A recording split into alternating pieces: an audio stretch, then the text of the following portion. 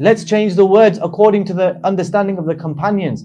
They're of mankind. There are those people who indulge in singing and in music to mislead people from the remembrance of Allah.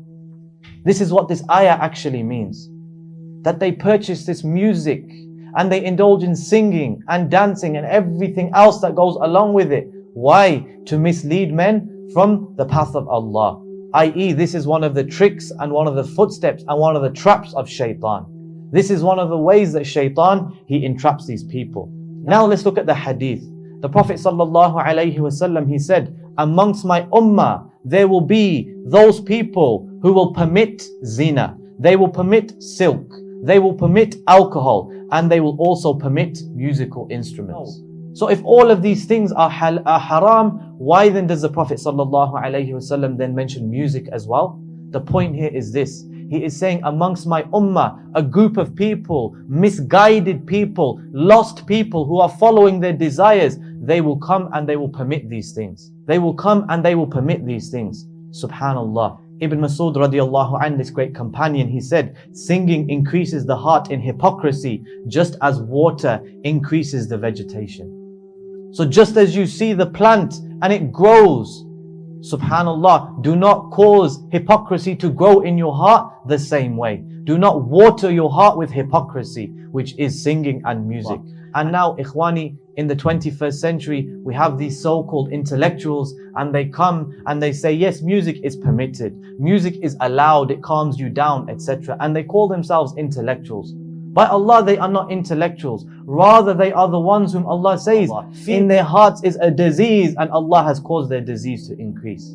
Because they follow their own whims and their desires and they put the hadith of the Prophet ﷺ to one side. They put the narrations to one side. They put the understanding of the companions to one side. These are a people who have left the way of the believers and rather they are just going upon this path which is going to lead them to destruction. Now let's look at some of the lyrics in the songs that our brothers and sisters listen to today. The first thing that we find in these musical songs, etc., is that they encourage open fornication.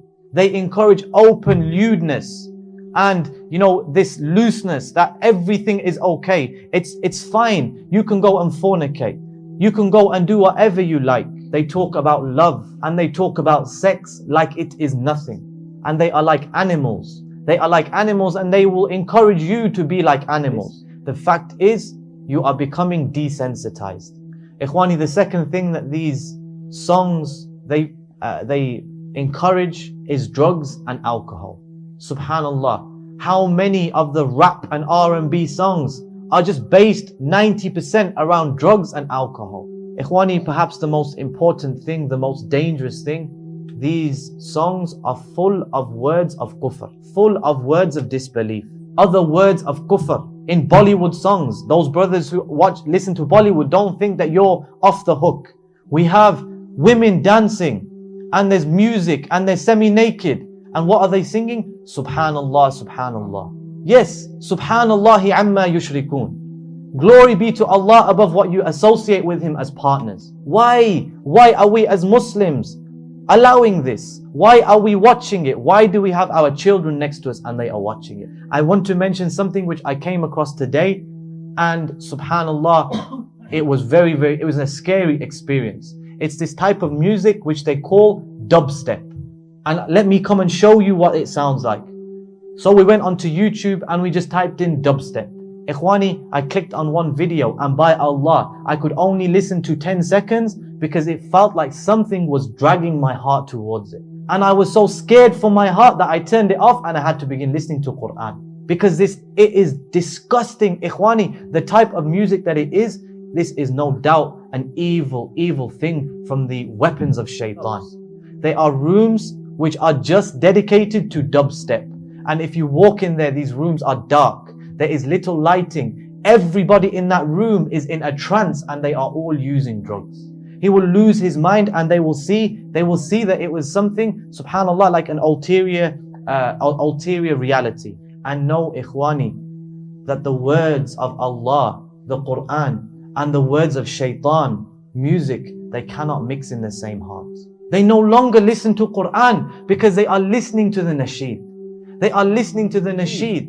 And how many how many people, they left music altogether and they came to Quran. And then shaitan came and whispered to them. And then they started to listen to nasheed. And it started with the nasheed that there were no instruments. There was no backing music. And they are singing about good things. But then shaitan came again. And then the musical instruments, they begin to come in.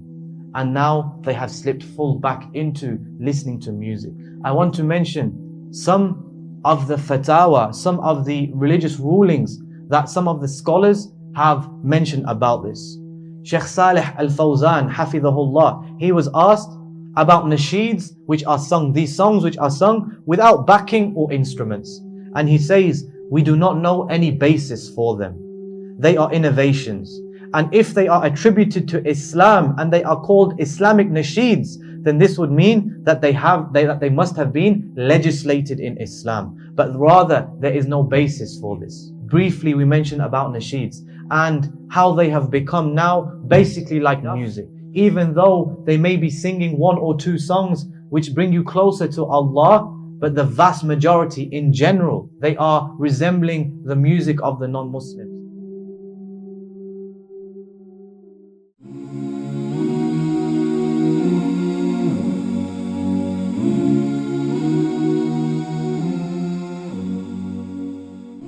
Are you tired of all these annoying ads on YouTube? Are you worried that a haram video might pop up? Well, the One Islam TV app is here to solve these problems, inshallah. The One Islam TV app is 100% free of any ads and is safe to browse for your peace of mind. Watch or listen to lectures and lessons while you work, rest, or drive with your device switched off. Watch videos on demand or download videos and watch offline. Watch hundreds of high-quality produced Islamic reminders, Quran learning videos, stories of the prophets, and so much more. 2 to 4 new videos uploaded daily, inshallah. One Islam TV is 100% run and owned by Muslims, which means a small amount you pay for your subscription is a sadaqah jariyah, continuous charity for you, as we use the funds raised to continue producing more beneficial videos and reminders, inshallah. The One Islam TV app is now available on Apple devices, Apple TV, Android devices, Android TV, Amazon Fire TV, and Roku, so you can watch on most devices and smart TVs. Download now for a free 7-day trial. May Allah reward you for supporting our work.